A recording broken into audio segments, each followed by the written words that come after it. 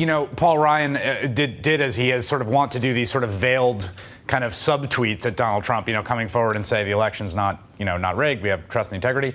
I want to play this sound. This was remarkable to me. I mean, this is a rally for Donald Trump in Green Bay, Wisconsin. And this is the crowd chanting early in that event. Take a listen. Now I need your help locally. The Wisconsin Republican Party has set up 29 offices.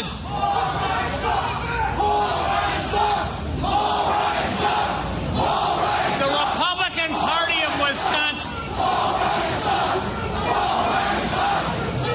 All right. We said it. Okay. I ask you one question. Do you want to help get Trump elected? We need people to volunteer. I mean, in case you could, they're chanting Paul Ryan sucks. Right, the guy's the Speaker of the House. He's the most powerful Republican in the country at a rally in his backyard for the presidential candidate of his own party. Welcome to my party. Chris Hayes, thanks so much for being here. It's great to be here. One thing about that clip, I hate when I have things in common with Trump supporters. It really bothers me. Well, one of the things that's been most fascinating about this election is that in a country as polarized as ours, there's a sense that people always know what team they're on and what team the other people are on. And because Trump has scrambled so much of that, there's all sorts of weird alliances. You find yourself during the primary, if you were liberal, there would be times when Donald Trump would say something, you would say, he's totally right about that. There are times now when establishment Republicans from Bill Kristol say things, and you think to yourself, yeah, he's totally right about that. So it's been one of the kind of, I think, confounding but really fascinating and salutary parts of this election is because the teams are not as neatly divided or defined as they have been in the past, you're kind of forced to evaluate everything not simply through the kind of bank shot logic of, well, if that person's for it, I'm against it. That said, I think there isn't much validity to the sort of ideological beliefs that Donald Trump sort of aligns himself with. Sure, I could maybe agree with it, but he simply just seems opportunistic at times. Yeah, this is one of the great mysteries, right? Does Donald Trump believe what he says? Does Donald Trump not support? Is Donald Trump not pro-choice? I don't believe that he isn't pro-choice personally. You know, in some ways, it's sort of an unanswerable question, right? There was a line that once, I forget there's a line about Yasser Arafat that at some point in his life, he'd taken every position and its opposite. And that's true of Donald Trump. I mean, you know, today, just a few minutes ago, he was doing an anti-Obamacare event in which he accused Hillary Clinton of advocating for the government to take over healthcare, which is not really true. But this is the same person who has a long record of supporting single payer, including during this campaign in the primary. We got to take care of everybody. So it's just really, really hard to put your finger on what exactly the guy believes because he has been all over the place. Although, that said, I think the sort of core parts of his campaign that have been pretty unwavering, you know, build the wall, the Muslim ban, which turned into extreme vetting, this idea of you know, possibly locking up his political opponent. There's a kind of thematic unity to those that has not wavered that much. What is the thematic? How would you define that theme? I would say authoritarian ethno-nationalist backlash. I think one of the interesting things that you also just brought up, you're sitting on stage and you said one thing that Donald Trump just did 2 minutes ago. And in 2 more minutes, we could say one thing Donald Trump just did 1 minute ago. This has been this election cycle that is wildly toxic and at the same time completely addictive. That's a very apt description of it. You know, part of that I think is that I grew up in New York City and I remember, you know, my childhood, I would go to the bus, particularly in my sort of middle teenage years, and at the bus stop there would be the New York City tabloids, the Daily News and the New York Post. And so you'd have this thing, you'd wake up and then you'd walk out there and you'd see what the wood, as we call it in the business, right? What the cover of the two tabloids was. And for many years it was Donald Trump. I think if there's one thing that he is genuinely, brilliantly talented at, it is attracting attention to himself. But that said, I didn't grow up in New York City, but I remember the days of Donald Trump being a sort of a national media figure, essentially. And he was never a good one. he was never a respected one in those days. The fact that he has risen based off of being the star of a primetime reality show into a prominent political figure and possibly the president of the United States is baffling to me. He was known as a pariah in the media in the 90s for sleeping with women and hanging out with Hugh Hefner and blowing money across the Yes, exactly. In fact, he went through many cycles of being essentially disgraced. I mean, two things have happened. One is that The Apprentice, I think people underappreciate the degree to which that show saved his career. When he got that show, he was at a kind of low point. He had been a little bit of a has-been in terms of the attention paid to him. He'd gone through several bankruptcies. Several of his casinos had sort of famously exploded. He had tried a bunch of business ventures that didn't work. In his business career, I think you can say that is probably playing the role of a hyper-competent executive on a reality television show is probably the thing he's done most successfully.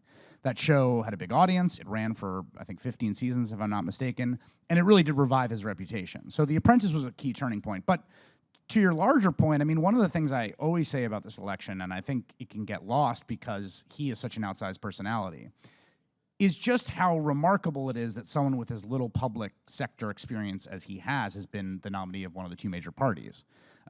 You have to go back. So if you're looking for a major party nominee who's never held elected office, you got to go all the way back to 1952 to General Dwight D. Eisenhower. But of course, Eisenhower, essentially was one of several men that defeated the Nazis and won World War II. Before that, you have to go back to businessman Wendell Willkie in 1940, who was sort of a fluke. He was elected on the 10th ballot or something at that convention. It was a very contested time. And if you take Wendell Willkie out of it, there's never been a president with as little public service experience. There's been three presidents who, like Eisenhower, two others plus Eisenhower, who had been in the military but had never had elected office. But if you take them out of that, there's just no one ever in the history of the Republic, through a lot of different things that have happened in American democracy, that never had either any role in the military or in public life, in public service. So it is, in that respect, the entire spectacle is entirely unprecedented. Now, you have a show on cable news on MSNBC, and one of the things that's been clear in this election is that whoever is being talked about more on TV, they go down in the polls. Do you ever worry sometimes that the amount in which we talk about people, or the way that news isn't being parsed well by the audience, like the audience themselves are not being able to sort of understand exactly what's happening in the news? Because right now, Hillary Clinton is being talked about the most, but there's no information other than the fact that there's emails. Yeah. But those emails might mean nothing. Yet she's going down in the polls because people just hear, oh, Hillary Clinton's emails. Yes, that is a great point. I mean, that fundamental dynamic, I think, is true. The most dangerous kinds of news cycles are news cycles in which the demand for information outstrips the supply. So the classic example of this, and I've had to do it myself, a plane crashes and we're live on cable news, and you're going to cover it because it's live happening, but you may have, in total, 4 sentences of confirmed information to fill that 40 minutes. And in any situation in which there's tremendous demand for information but very little forthcoming, what you get is a lot of hyperventilating and speculation that fills the sort of gap between the two. We're basically getting that with the email situation now. Even to the extent that I think there's voters I've talked to who don't even distinguish between the hack of Podesta's emails that have appeared on WikiLeaks and her email server, which are two entirely different things, only unified by the method of communication, email, but have sort of aggregated together into this collective conception of the email problem for the Clinton campaign. So, yeah, I think this campaign has featured some of the best political reporting I've ever seen, some of the best campaign reporting I've ever seen. I mean, the Times story today, in which they go back through the tax records of Trump and they identify precisely the loophole he used with the documents from the accountant warning him not to do that. That is just grade A+ reporting shoe leather work. But I hate this phrase, but I saw a tweet, it's such a horrible phrase and horrible way to get information, but I thought it was a good point, which is that if you have to explain why your bombshell is a bombshell, it's not going to be a bombshell. Right. I mean, it is interesting that I think one of the things we've seen is that the sheer quantity of news, and particularly in the case of Donald Trump, the quantity of negative news has overwhelmed the capacity for it to be processed. So, this is someone who right now in poll projection models is more likely to be president than he was before he was caught on tape boasting about sexual assault, grabbing women without their consent. 12 women came forward to allege the same thing on record. And he also said he would keep us in suspense about whether he would respect the tradition of peaceful transfer of power. So I don't think people really understand. Sorry, I don't mean to interrupt. I don't think people really understand how important that is. yeah, I mean, there was a funny moment because there was a lot of parsing afterwards about whether voters cared about it or not. And in some ways, that's important, but it's also important the first order question of whether the substantive question raised is disqualifying or terrifying. And George Washington in his farewell address sort of lays down this marker for the new republic about essentially the peaceful transfer of power. It is the kind of hallmark of functioning democratic republics.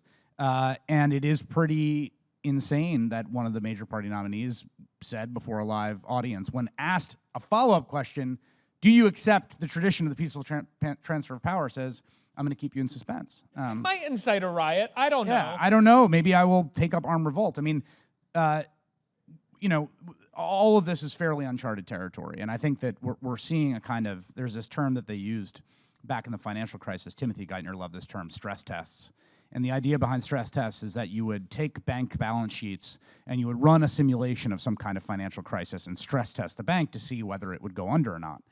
And this entire election has been kind of a stress test in real time for American democracy. Wow. All of these sort of, all of the features of American public life that have been simmering for a long time have come to sort of this full roaring boil. And, it's just a question of whether whether we're able to insulate enough from that heat to sort of have all of the basic rudiments of American democratic process function. I think the lesson to be learned from this election, if you're a campaign manager or running a political party, is that the next person that we're going to run for president of the United States, we have to have the bar set so low before they even step onto the stage. So nothing will stick to them. Here's Hulk Hogan. He's going to run for president. And it's like, people are like, well, he sexually assaulted. Well, you knew that. It's Hulk Hogan. Right. Yeah, I mean, that has been the big confounding thing, which is this sort of question of, why doesn't this stuff stick? And I think there's a variety of reasons for that. But I think the fundamental thing people have to realize is that, Donald Trump really is underperforming what a, quote, normal candidate would do. He has historically high unfavorables. 65% of people think he doesn't have presidential qualities. The big driving factor is the fact that he got one of the two major parties' nominations. And the nature of American partisan sorting is such that achieving that, getting one of the two major parties' nominations, gives you a floor of somewhere between 38 and 40%. And what we've seen him do is sort of bump around that floor. And a lot of the movement in his polling has been whether or not he's consolidating 75% of Republicans or 90, 92%. Even the movement we've seen him come up in the polls in the last few weeks, even before the Comey news, was largely the kind of consolidation of Republicans.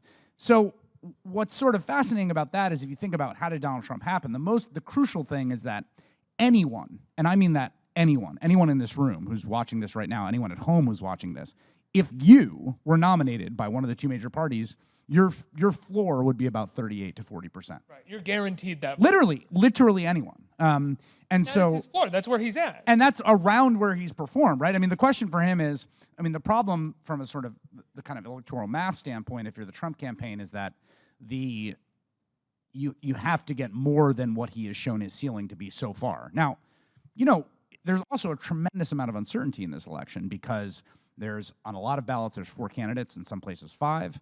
There are a lot of folks who've swung back and forth or said they're undecided. There's obviously historically high unfavorables for Hillary Clinton as well, although much better than Donald Trump's. Right, people are saying that the polls have been so volatile that it's even hard to trust their own polls at this point, simply because of their volatility. Right, although one of the problems, so the polls have been much more volatile this year than they were in 2012, and there's sort of 2 ways to interpret that. One is that the polls are capturing genuine uncertainty and voter preference shifts, which is a plausible theory. The other theory, which is something I heard from an analytics person who works on one of the campaigns, was they tend to see the poll fluctuations as essentially kind of proxies for enthusiasm as opposed to voter preference. So what happens is if Trump has a bad week, people are less likely to answer pollsters' calls. They're less likely to engage in the poll. It doesn't actually change their preference, but they sort of drop out of the screens. Same thing for Hillary Clinton. both of those are plausible accounts. I mean, in some ways, we're going to get to compare, right? So in 2012, which is an interesting benchmark and something to keep in mind, the final real Clear Politics polling average had Barack Obama up by 0.7. He ended up winning that race by about 4 points, a little less than 4. So there was about a 3-point gap between the final poll average and the performance of Obama. Now, a lot of that may just be that the superior GOTV efforts of the Democratic Party. There's a lot of Democrats who have a lot of faith in that machine as well for Hillary Clinton. But we're gonna have a Real Clear Politics polling average of all the polls on November 8th, and then an actual result, and we'll get to see how closely they track. And then we get to move on. Oh my God! Then we get to move on. Maybe. Well, we do and we don't, right? I mean, he's keeping us in surprise. He's going to surprise us. Well, I mean, there are so many different outcomes that would not allow us to move on. But in some ways, the other thing to not lose sight of, I think, here is that this is, for all of the crazy hijinks and circus atmosphere of this campaign, it's the most powerful and important job in the world, and that's not a hyperbolic statement. One of the things that's been interesting about watching this campaign is a reminder to folks. Sorry that I'm laughing, but hearing the most powerful and important job in the world, and it could go to Donald Trump. 100% could go to Donald Trump. And, there was a period of time in American public consciousness around the Cold War when the thought of nuclear weapons was front and center. Famously, one of the most famous television ads of all time that LBJ ran against Barry Goldwater in '64 was the Daisy ad, the little girl plucking a daisy and the nuclear bomb goes off, and basically saying you can't trust this guy with nukes. And of course, the entire world, because of the Cold War and two superpowers with nuclear weapons aimed at each other on hair trigger, meant that there was this sort of front of mind idea that like civilization could be ended at any moment. The Cuban Missile Crisis, subsequent reporting afterwards, shows that we came extremely close to that happening.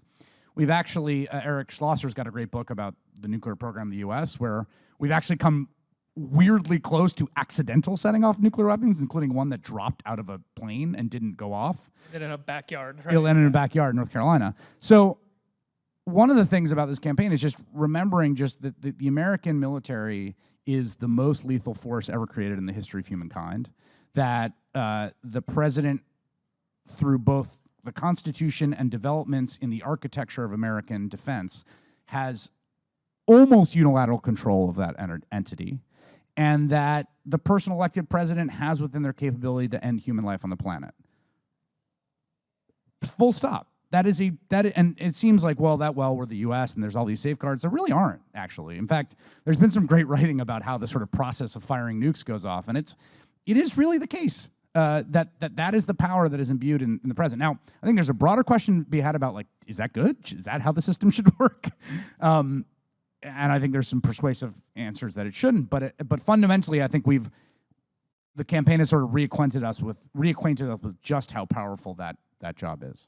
I want to go back to, you mentioned the Podesta emails, and as an anchor on air doing your show, when you have to talk about the Podesta emails, do you ever feel like you need to preface or just say, now it's almost illegal we're talking about these? Right, so... Because it's almost become this thing that's like, it's almost like it's just news for everybody, but no, they're illegally obtained information. So I would say it's a great question. I mean, I would say the First Amendment is very robust in this area, and things in the public domain are in the public domain, and courts have ruled on that. So, and there are all kinds of things that may be illegally obtained that are still newsworthy. My editorial perspective on the Podesta emails is that there's a sort of a higher bar for newsworthiness. I think one of the things that's happened is there have been a lot of articles and time spent on what essentially amounts to gossip. This person said this nasty thing about this person. That, to me, don't cross over what is essentially a higher editorial bar, because of the fact that the reason we're reading the emails is, regardless of who perpetrated it, which is a sort of separate question, the single most effective and destructive criminal act of political sabotage in recent memory, possibly ever in the history of the country. So, in the context of that, and I actually think it's funny, in retrospect, I think the Sony hack was a really big moment, because when the Sony hack happened, there was a lot of hand-wringing editorially about what do we do with this, particularly if it's the case that a foreign agent has done this as retribution against a cultural product produced by this studio in contravention of their propaganda. Well, that was the first time that we decided as a culture it's more important to be entertained by gossip than to consider the moral implications. Right, and if we go back to Sony, what happened was that early hand-wringing essentially gave way to the competitive nature of newsrooms, and it worked, right? I mean, the head of Sony had to leave her job, and they didn't release the movie, or then they did in this sort of backdoor kind of way. It's still not 100% clear that North Korea did it, we should say. So the Sony hack was a really important precedent, and I think it's actually a terrifyingly dystopic Brave New World we've entered into. I mean, the fact of the matter is that any hacking of this kind, I mean, the reason privacy is important is precisely because its invasion will produce all sorts of destructive consequences, even in the absence of wrongdoing.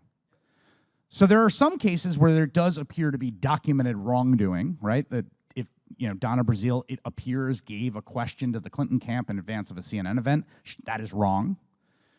But the vast majority of news coverage and the vast majority of stories about the hacks have not been demonstrated wrongdoing. They've been, it's really fascinating to read someone's inbox. And it would be true of anyone here. It'd be true of you. It'd be true of me. It'd be true if you hacked the New York Times. If you hacked the New York Times, that would be fascinating. There would be a lot of newsworthy stuff in the inboxes of the New York Times. If the editor of the New York Times were hacked, let me tell you, there'd be fascinating stuff. There'd be newsworthy stuff. There may be stuff in the editor of the New York Times' inbox that would create scandal. But the whole point of privacy, and as spelled out in the Fourth Amendment of the Constitution, is to be secure in your effects and your papers, is a fundamental human right. And that's a fundamental human right, frankly, that applies even if you're a relatively powerful individual like John Podesta is. Now, arguably one of the sort of bigger things to come out of the Podesta emails was the King of Morocco and the Clinton Foundation, right? She had apparently, we don't even really know exactly what she may have promised or anything, that she would set a meeting, right. The King of Morocco would give $12 million to the Clinton Foundation. Huma Abedin, in a wonderful email, essentially said she created this problem, she can fix it, which I loved and shows that Hillary actually has like a pretty good team working for her and know how to handle her, but she didn't end up having the meeting. Right, and this didn't end up happening, but yet we still continue, the news agencies continue to talk about it as if there was collusion. So part of the problem with the whole, there's a whole line of articles about what essentially amounts to allegations of corruption, quid pro quo, appearance of impropriety. That I think you just got to be really granular about what is being asserted, what is being reported. So I think that the Clinton Foundation creates pretty thorny conflict issues. Unquestionably. That was recognized in the memo of understanding that was signed between essentially the White House and Hillary Clinton when she took over the State Department. There are all kinds of ways in which business between the Clinton Foundation, or donations the Clinton Foundation got, and American foreign policy intersect and overlap. That, I think, is a thorny ethical issue, and one that I think there is a lot of legitimate criticism about what those appearances have been. But there's also been a lot of reporting about where whenever you see the phrase raises questions about, casts a shadow over, there's been a lot of people taking one set of facts here and one set of facts here and putting them next to each other and saying, I don't know, guys. That, I'm not sure that clears the editorial threshold again, right? Donald Trump way of being like, a lot of people are saying. A lot of people are saying. So there's been a fair amount of that, and I think the other thing about this, and this is really true in other contexts, is that all of this stuff is overdetermined. So you'll see this sometimes, donor gave X amount and donor got this bill passed, right? And that's extremely problematic. It happens in a lot of ways. It's part of the reason that we need to sort of reform the way money works. But part of the sort of broader issue with the way American society works is that rich and powerful people have all sorts of mechanisms of exerting influence that in some ways are so overdetermined that there doesn't need to be a quid pro quo, right? So people can get stuff inserted in legislation, or they can get meetings with the Secretary of State, for reasons wholly independent of whether they gave money to the Clinton Foundation. So I think it has been a real thicket to sort of weed your way through. The Morocco example is great because like the punchline is they never had the meeting. Yeah. The ultimate example of this was the AP report that did this, I think, pretty misleading subset of meetings that the secretary had that were not with government people, and it found some improbably high percentage of them were with foundation donors. of course, it was sort of cherry picked because if you take out all the people she's meeting with officially, then you're not getting the full meeting set. But one of the lines was that she met with a Bangladeshi banker who was seeking a favor from the U.S. The Bangladeshi banker in question was Muhammad Yunus, Nobel Prize winner and founder of microlending, right? So the point is that Hillary Clinton, the Secretary of State, is going to meet with Muhammad Yunus no matter what, and probably should meet with Muhammad Yunus. And this was a sort of perfect example of like when you hear like Bangladeshi banker, you're like, well, what's this about? Yeah, she met with Muhammad Yunus. That's a totally appropriate thing for the Secretary of State to do. Now, there's the other question about the sort of appearance of impropriety, and does the foundation's existence make that call that into question? And what should the foundation do? Should Hillary Clinton be elected president? I think those are all tough and good and hard questions. But there is this sort of there's been a lot of overselling I've seen in the coverage of that. I want to ask you one more question before I turn it over to the audience. And in the midst of this election, is it fun or is it frustrating to interview and talk to Trump surrogates? Because it looks fun to me. It's both. Look, I mean, I think it's just 40% of the country, between 40 and I don't know how many percent of American voters are going to vote for Donald Trump for president. Those are our fellow citizens. They're the people that we share this country with. They're the people with whom we're engaged in the process of self-governance. Same goes for people that will vote for Hillary Clinton, Gary Johnson, Jill Stein, Evan McMullen, whoever. So one of the things I like about being a reporter is that you get to hear from lots of different people, and you get to talk, and you get to hear people's perspectives. And I basically always find that interesting, enjoyable. Sometimes there's certain ways that people, and this isn't just Trump supporters, it's any practiced political spinner will sort of deal you nothing but talking points, and that can be maddening. There's a sort of casualness sometimes, I think, particularly in Trump world, about the facts or the truth that can be a little enraging insofar as you feel like you need to stop the tape and sort of check things.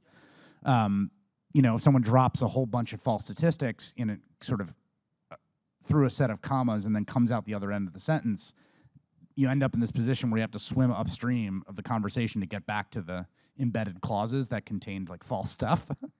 So that can be a little maddening, but on the whole, I like talking to everyone. I mean, I really genuinely believe that. I mean, I have, I view it as my sort of personal duty as a reporter, and also in a kind of deep vocational sense, to talk and to listen to people from with every different kind of perspective and ideology. You mentioned Gary Johnson. Quick question about him.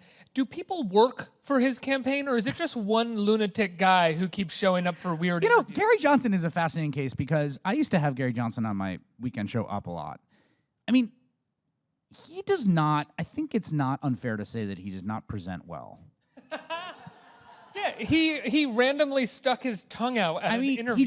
There's something super weird about the way that he talks about things. And the guy was a very successful two-term Republican governor of a pretty Democratic state in New Mexico, where he was quite popular. I think he left, I'm pulling this from memory, but I think Gary Johnson left his second term with 60% approval rating. So the piece that I've been wanting to read the piece, and I can't write it because I'm doing the show every night, but like the deeply reported piece about like, how did we get from that Gary Johnson to this Gary Johnson? Because it's like a little mysterious to me. I don't think he could have conducted himself publicly as the governor of New Mexico in the way he conducts himself now and been as successful as he sort of apparently was politically. That's not substantively, just politically. And so I find the whole thing super mysterious. What no one knows is that there was a head injury just before he just started. Well, I mean, people make all these pot jokes, right? Like that's the sort of running joke, is like we know that he has consumed and enjoys marijuana, and I think there's some sort of like weird, he's libertarian, people make these sort of stoner jokes, but I just genuinely find it fascinating. Like what happened to the politician who was so successful in this environment to be so sort of manifestly unsuccessful in this one? Again, before I turn it over to the audience, I'm sorry, you have a book coming out in March, right? Yeah, it's a book about policing and democracy. It's called A Colony in a Nation. You can pre-order it right now. It's being published by Norton. It comes out, and it comes out in about 5 or 6 months. And it's about it's sort of about the world that we built, the kind of legal regime, the policing regime that we as citizens have all built, and has some sort of my reporting that I've done in places like Ferguson and Baltimore, and also some sort of firsthand reflections of what it was like to grow up in New York City as a white kid, going to the city every day from the Bronx in the midst of the great crime wave, and the kind of ways that our politics of fear got so sort of built up and embedded. And do you think our politics of fear is sort of what initiated, or at least sort of started this sort of this militaristic police regime that we see around here? I mean, Yeah. outside of the fact that the government sells weapons to the police. Right, I think that's a big part of it. I mean, I think there's a kind of constant thrum of white fear that is in some ways the driving engine of American history. You know, the very first diary entry from the captain of the ship that landed in Jamestown, the first settlement in the New World, in what would become the colonies. The very first diary entry is about the savages with their bows in their mouths creeping up on the shore as the boat comes to land. And there's a kind of through line of the kind of kinetic, awful, terrifying, violent power of that white fear, which I write about in the book, that I think goes from that moment of the ship landing in Jamestown all the way to the SWAT vehicles, knocking on a door in the middle of the night with people that look like they're in a combat zone. That is, in many ways, a kind of deep animating part of what American politics has been for a long time, and something that we need to kind of recognize and reconcile. Do you think one of the issues with Hillary Clinton for voters is that it doesn't feel like we're going to reckon with or reconcile any of the things that have come to a sort of burning head? I think that is such a great point, and I think part of what we're seeing in the polling in the last few weeks, aside from Republican consolidation, is just this kind of sense that even when Hillary Clinton wins, there will be no victory. I mean, I think to Democratic partisans and to folks that I think are going to vote for Hillary Clinton, the feeling of that email announcement on Friday was like, it was this sort of myth of Sisyphus moment where the idea that like the rock is ever going to get up the hill vanishes, and it was like the rock rolled back down the hill. It's like, well, even the sense like, well, even if she does win, it will essentially be protracted. It will essentially be kind of civil war by other means politically. And we've already seen, I mean, to me, the most important piece of news that came out yesterday was Senator Richard Burr of North Carolina, who was on tape at an event that was then leaked. And all the headlines were about a joke he made about a gun magazine and Hillary Clinton on the cover, and not, he thought they would have a bullseye on her, which is a dumb and bad joke, although in his defense possibly was a joke at the expense of the editors of the magazine. But all of that aside, the other thing he said was, if I'm in the Senate, I will make sure, it's my job to make sure that 4 years from now that vacancy is not filled. Now Republican Party has in an unprecedented fashion, with 300 days left in the president's term, refused even a hearing for Merrick Garland, who's nominated by the president, duly sworn constitutional officer, who's fully within his rights to nominate someone. The Senate is to advise and consent. I think it's fair to say that not having a hearing does not constitute advise and consent. Well, that's not true. They've withdrawn their consent. But to have Richard Burr say this, Ted Cruz has essentially said the same thing, and John McCain has said the same thing, although he then sort of walked it back. And the idea that if Hillary Clinton is elected president, that they will not confirm a justice. It doesn't matter, despite the fact they made this argument, the American people have to weigh in, and essentially the election will be a referendum on that justice. That they will use all essentially legal means, even if they stretch the boundaries of the Constitution's intent, to essentially sabotage this sort of core constitutional function. That's pretty terrifying. And I think it's part of what speaks to that sense I think people have that even a victory will not be a victory. So I think it's fair to say that the Democratic Party under Hillary Clinton has become the party, and maybe under Barack Obama as well, the party of slow turtle crawl-like progression, and the Republican Party has become the party of complete obstructionism, sort of take us backwards. I mean, I think, obviously I think Republicans would disagree with that. Whatever. I mean, I think, but I do think that the Republican Party has become a party of obstruction in a way that is pretty historically novel, even if you just look at the things like the number of filibusters and things like that. And part of that, I think, has to do with this deep sense of the ways in which our politics have become so polarized, and particularly so racially polarized, that there's national presidential elections feel like a referendum on whose country it is. And a sense from a conservative perspective that for a long time it was a conservative country with a conservative majority and maybe no longer is, and what that means about what America is, what America should do, all of that kind of very deep identity stuff sort of gets played out in these kind of obstructionist tactics, whether it's the shutdown or the filibusters. One last thing before the audience. I'm so sorry. It's very rare that I get to pick a brain like I like this. on I like stage. this. You like me Yes. telling them no. Yeah. You work at MSNBC. This has been an election of calling the media, left. All the media is on the left. There's been people who've used anti-Semitic words to describe the media, which is horrible and disgusting. The Lügenpresse. The Lügenpresse, right, or USA, as one Trump supporter said it. And he also did the hand gesture when he was shouting it too. Did you notice that? That's what Trump does on stage. Yeah. What has that been like for you? And is there any self-criticism that you guys have of yourselves? When you do coverage, like for instance, you work at MSNBC, which is part of NBC, and Matt Lauer got vilified for his the commander-in-chief debate, forum, his town hall, the commander-in-chief forum. Yeah, look, I mean, I think in a general sense, right? Like I am both a producer and consumer of media, and I have my own critiques and plaudits for different kinds of media. I mean, one of the things I think that's frustrating is that the word media, there's such a crazy range, and people. Well, that's the media. Well, what does that mean? Right, and I also think that a lot of times, I think particularly in television, sometimes there is a desire. There's sort of two ways to go into an interview. Or have an exchange. There's a desire sometimes to see an interviewer kind of win or catch someone in the moment. That's one sort of form of interviewing. There's certain people who do that very well. There's another form of interviewing where you're just drawing a person out and letting them speak, and then those words are then on the record and can be examined forever afterwards. And I think as a print reporter, that's the kind that I was used to, right? Because as a print reporter, you're not trying in the moment you're just trying to get good quotes. And in fact, as a print reporter, when someone's giving you a good quote or saying a thing they shouldn't say, you don't try to alert them to that and corner them.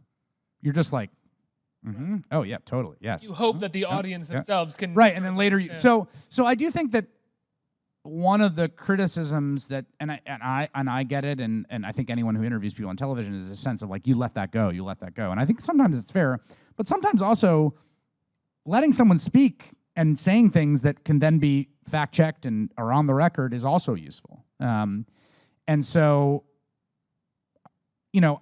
my general feeling about criticism of the press and the media is that we deserve a lot of it, that there's also a lot of great work, and that, I feel the way about media the way I do about, quote, politicians as a group. Like, there's some great ones and some terrible ones and everything in between. You as the audience or as the voter should be able to make up your mind and make your own decision. You are very well informed. Right, and there are lots of opportunities to get. I mean, there's never been a higher quantity of excellent reporting about national politics being produced. That is not the case at the local level, where essentially the entire universe of local reporting has been destroyed and gutted, and that's a real democratic crisis in America. The death of the local newspaper, the death of state house bureaus.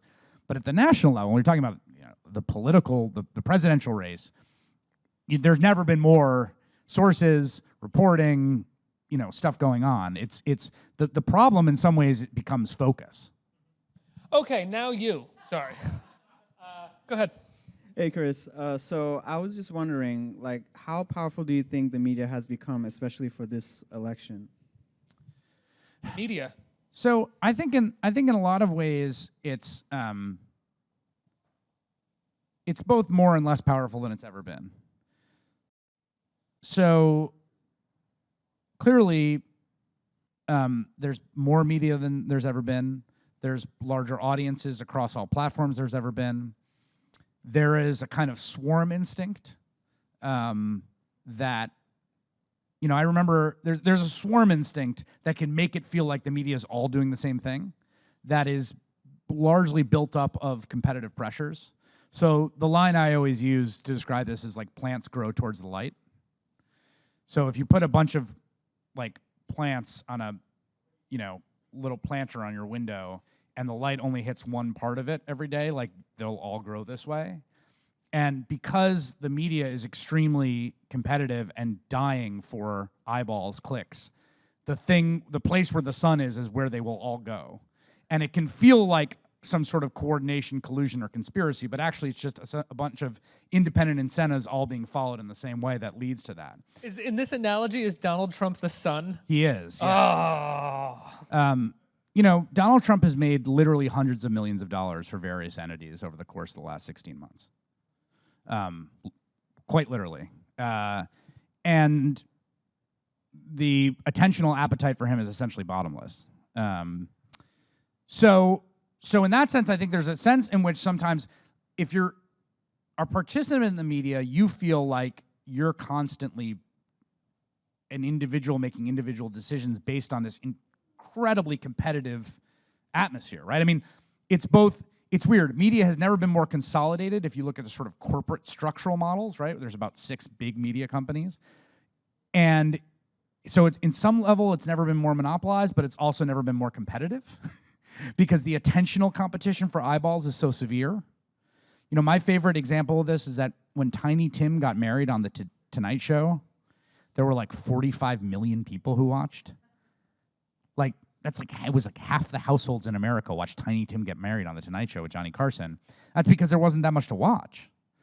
Now, we all compete, all of us, against every single thing that's making an attentional bid for us.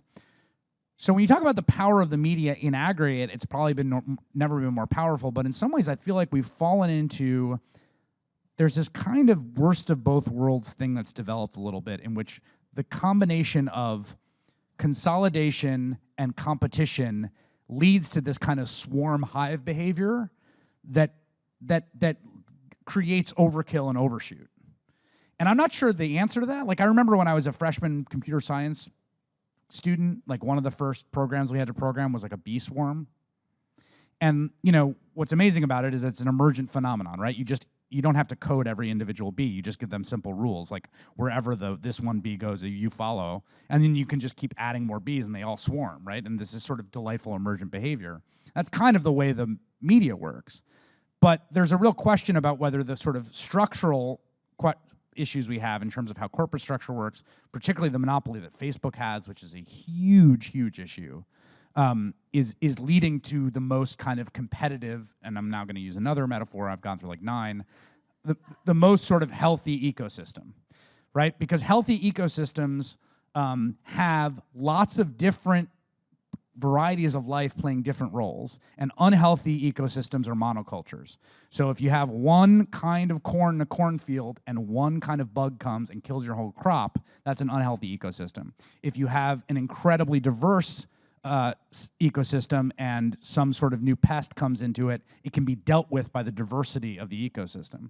There's a real threat of monoculture in current media, and it's something that I think has been made really acute in this election.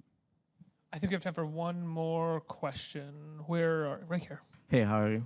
Good. So I was wondering, the last 2 or 3 presidential debates was kind of a lot, kind of crazy and kind of heavy. So I wanted to know 2 moments that maybe stood out to you the most. Great question.